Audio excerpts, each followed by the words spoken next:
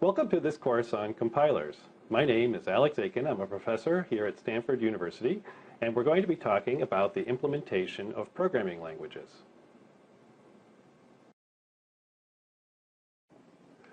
There are two major approaches to implementing programming languages, compilers and interpreters.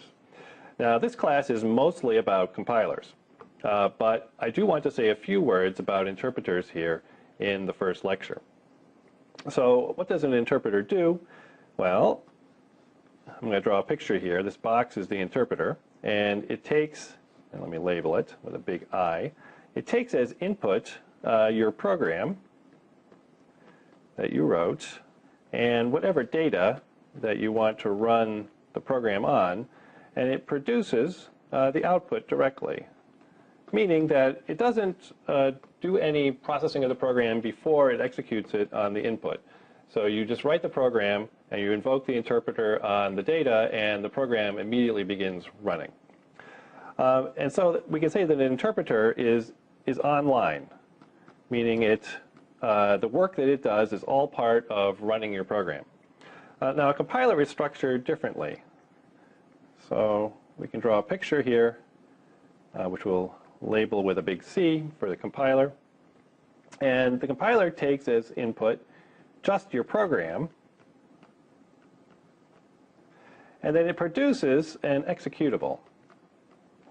And this executable is another program. It might be assembly language, it might be bytecode, it could be in any number of different implementation languages. But now this can be run separately on your data, and that will produce the output. Okay? And so in this structure, the compiler is offline, meaning that we pre-process the program first. The compiler is essentially a pre-processing step that produces the executable, and then we can run that same executable on many, many different inputs, on many different data sets, without having to recompile or do any other processing of the program. I think it's helpful to give a little bit of history about how compilers and interpreters were first developed. So the story begins in the 1950s, and in particular with a machine called the 704 built by IBM. This was their first commercially successful machine, although there had been some earlier machines that they had tried out. But anyway, the interesting thing about the 704, once customers started buying it and using it, is that they found that the software costs exceeded the hardware costs. And not just by a little bit, but by a lot. And this is important because the hardware in those days was extremely expensive. And even then, when hardware cost the most in absolute and relative terms, more than it would ever cost again, already the software was the dominant expense in making good use out of computers. And this led a number of people to think about how they could do a better job of writing software, how they could make programming more productive. One of the earliest efforts to improve the productivity of programming was called speed coding, developed in 1953 by John Backus. Now, speed coding is what we would call today an early example of an interpreter. And like all interpreters, it had some advantages and disadvantages. The primary advantage was that it was much faster to develop the programs, so in that sense the programmer was much more productive. But among its disadvantages, speed code programs were 10 to 20 times slower than handwritten programs, and that's also true of interpreted programs today. So if you have an implementation that uses an interpreter, it'll typically be much slower than either a compiler or writing code by hand. And also, the speed code interpreter took up 300 bytes of memory.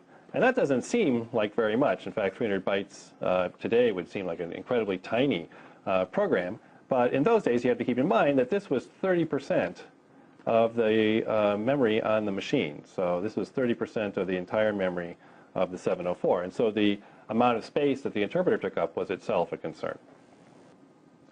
Now, speed coding did not become popular, but John Backus thought it was promising, and it gave him an idea for another project. The most important applications in those days were scientific computations, And programmers thought in terms of writing down formulas in a form that the machine could execute. John thought that the problem with speed coding was that the formulas were, in fact, interpreted. And he thought if first the formulas were translated into a form that the machine could execute directly, that the code would be faster, and while still allowing the programmer to write the programs at a high level. And thus was the Formula Translation Project, or Fortran project, born. Now, Fortran ran from 1954 to 1957. And interestingly, they thought it would only take them 1 year to build the compiler, but it wound up taking 3. So just like today, they weren't very good at predicting how long software projects would take. But it was a very successful project. By 1958, over 50% of all code was written in Fortran. So 50% of programs were in Fortran. And that is very rapid adoption of a new technology. We would be happy with that kind of success today. And of course, at that time, they were ecstatic. And everybody thought that Fortran both raised the level of abstraction, improved programmer productivity, and allowed everyone to make much better use of these machines. So Fortran 1 was the first successful high-level language, and it had a huge impact on computer science. In particular, it led to an enormous body of theoretical work. And one of the interesting things about programming languages, actually, is the combination of theory and practice, because it's not really possible in programming languages to do a good job without having both a very good grasp of fairly deep theory and also good engineering skills. So there's a lot of very good systems building material in programming languages, and typically it involves a very subtle and fruitful interaction with theory. And this is one of the things that I think that's most attractive about the area as a subject of study in computer science. And the impact of Fortran was not just on computer science research, of course, but also on the development of practical compilers. And in fact, its influence was so profound that today modern compilers still preserve the outlines of Fortran 1. So what was the structure of Fortran 1? Well, it consists of 5 phases: lexical analysis and parsing, which together take care of the syntactic aspects of the language; semantic analysis, which of course takes care of more semantic aspects, things like types and scope rules; optimization, which is a collection of transformations on the program to either make it run faster or use less memory; and finally, code generation, which actually does the translation to another language.